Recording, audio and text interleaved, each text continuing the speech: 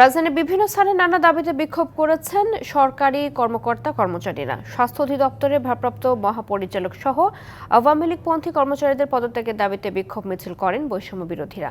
শিক্ষায় বৈষম্য দূর করার দাবিতে বিক্ষোভ করেছেন secondary education sector investment program সেসিপের কর্মকর্তারা। নানা দাবিতে সরব বাংলাদেশ বেতারের কর্মকর্তা কর্মচারীরাও।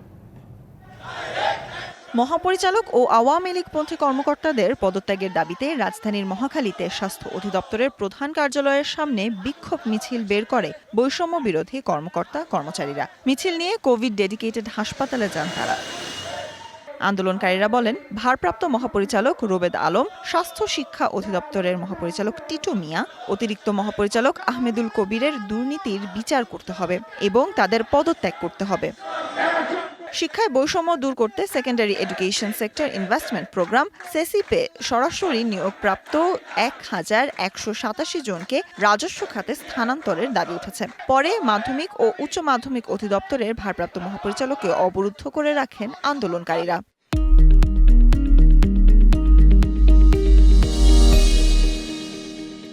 সবকিছু এক থাকা সত্ত্বেও শুধু প্রোগ্রামের নাম চেঞ্জ করা হয়, চেঞ্জ করে শত শত কোটি টাকা এখান থেকে লুটপাট করা হচ্ছে। যে কটা শর্ত দিয়েছে কোনোটা শর্তই আমাদের জন্য প্রযোজ্য নয়। আমাদের একটাই দাবি, সেটা হলো আমরা রাজস্ব খাত চাই।